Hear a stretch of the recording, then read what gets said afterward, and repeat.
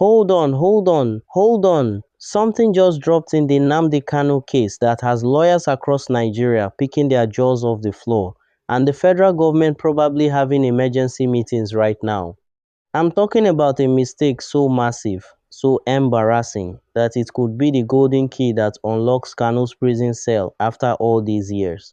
And when I tell you what the prosecution did, you're going to ask yourself, are these people really this incompetent, or is somebody on the inside trying to free this man? Today is Monday, February 9th, 2026, and we're diving into the legal bombshell that just got filed. And trust me, by the end of this video, you'll be picking a side because this is wild. Let me paint the picture.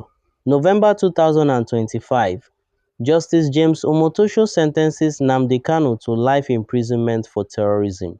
Southeast was in mourning. They shipped him all the way to Sokoto prison, far from his people, far from his lawyers. Game over, right? Wrong. Fast forward to February 4th, 2026. Kanu's legal team just filed an appeal that's about to shake the entire case to its foundation. And here's the part that's got everyone talking. The federal government charged and convicted Nnamdi Kanu under the Terrorism Prevention Amendment Act of 2013. Now you're probably thinking, okay, so what? Terrorism is terrorism. But here's the problem. That 2013 law doesn't exist anymore. It was repealed, abolished, thrown in the trash, and replaced by the Terrorism Prevention and Prohibition Act of 2022. Do you understand what this means? They tried to convict a man using a law that's dead. In legal terms, that's like trying to arrest someone for a crime that isn't even a crime anymore. You cannot build a conviction on a law that's been deleted from the books. This is Constitutional Law 101, and somehow the Attorney General's office missed it completely. Kanu's lead lawyer, Aloy Ejimako, is going for the throat with this appeal. He's arguing that the entire trial, the conviction, the life sentence, all of IT is null and void because the court had no jurisdiction using a non-existent statute. If the Court of Appeal agrees, Kanu could walk free on a pure technicality. Now I need to stop right here and ask you a serious question because this is where it gets spicy. Do you honestly believe Nigeria's top legal minds just forgot which terrorism law is currently active? Or do you think there's sabotage happening from inside the government, people who want Kanu released on a technicality so they don't have to take the political hit for freeing him directly? I'm dead serious. Drop your theory in the comments right now because the internet is divided on this. Team sabotage or team incompetence? Which one are you?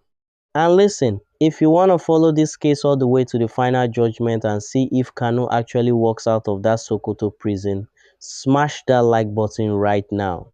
It helps this video reach more Nigerians who need to know what's happening. Not subscribed yet? Hit that button and turn on notifications because when this judgment drops, you don't want to miss it. Welcome back, but wait, there's another massive error in this case. The appeal also states that Justice Omotosho denied Kanu his right to allocutus. For those who don't know legal terms, allocutus is your sacred right to speak before a judge sentences you. It's your last chance to address the court, show remorse, explain yourself, anything.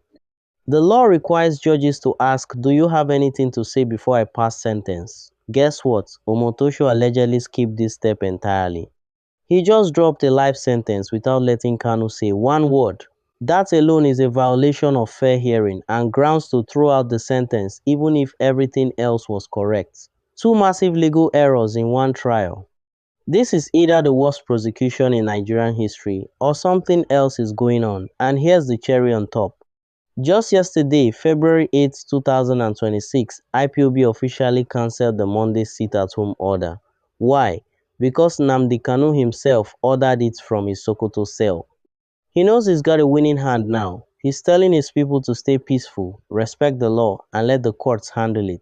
Smart move, because if the Southeast is calm and peaceful while the government is fumbling with dead laws, who looks better to the international community? The appeal has been filed. Government lawyers are reportedly scrambling to defend using a 2013 law that doesn't exist. The Court of Appeal in Abuja hasn't set a hearing date yet, but the pressure is mounting. So here's my final question for you. If Kanu gets freed because of this legal technicality, will you celebrate justice or will you say he escaped on a loophole?